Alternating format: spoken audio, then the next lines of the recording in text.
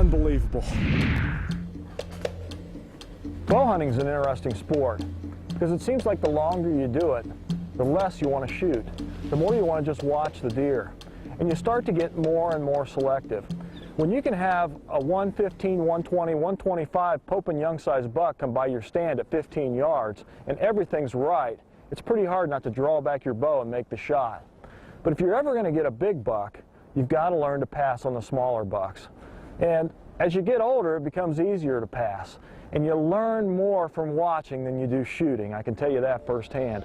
By watching what these deer do as they move through, you can learn so much about how to set up for wind, about where these deer are traveling. And I think that's the key to successful big buck hunting.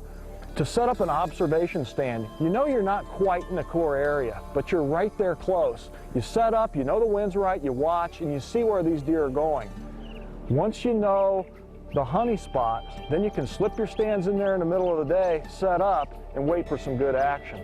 Now if you get a 125, 130 class buck through there, hold off. A lot of times what I do is I grab my bow. I'll reach over, get my bow, I'll get in position, I'll get ready. Sometimes if I haven't drawn in a while, I'll draw back on that buck. I'll pretend that that's a big buck. That's my buck coming in. And that helps me get my shot sequence ready for when a big buck comes in.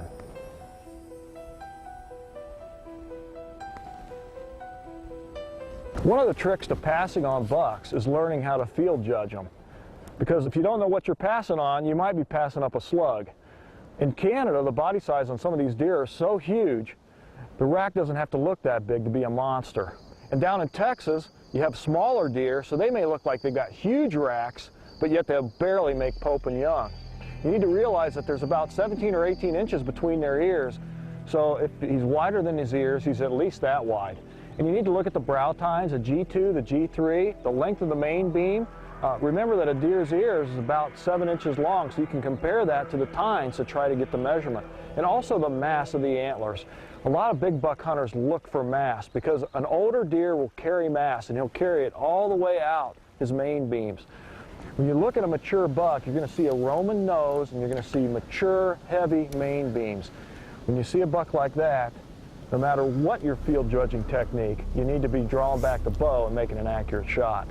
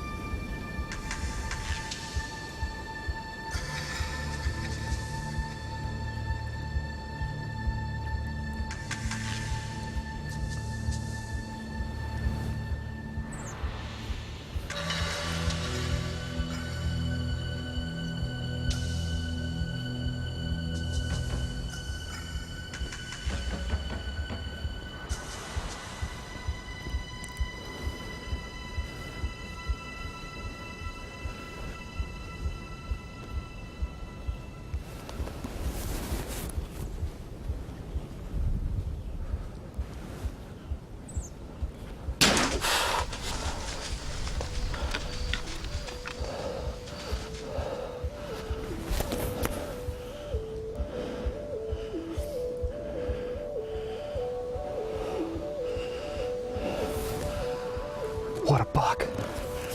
He had me rattled. Big time.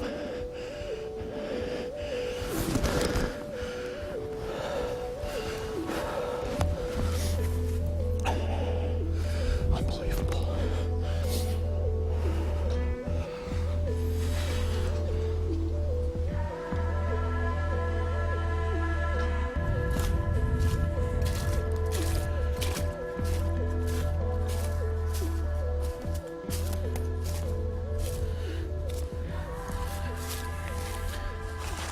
Guys, We got some good sign back there. I think if we just kind of break up and go along here, I can't see that deer crossing that river.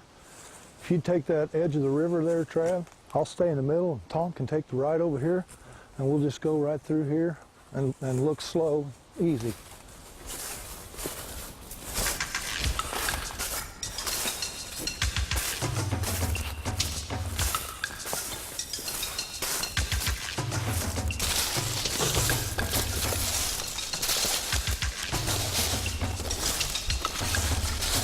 River bottom's really thick. This deer could just about be anywhere.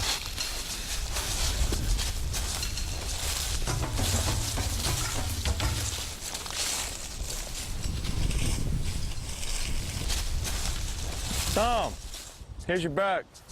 All right. Oh, Travis, thank you very much. I am so excited to see this brute up close. Look at that, full rut Kansas buck right there.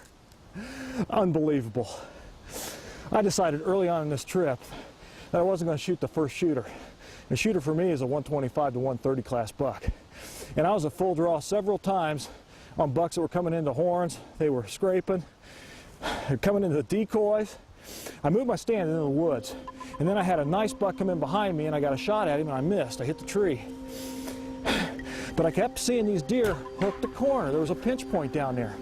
So it's a lot of work, but yeah, I moved the stand again. I moved in on them, and look what came down the garden path this morning. This is a 150 class Kansas buck. Look at the mass. He's a 10-pointer. He's got an acorn here.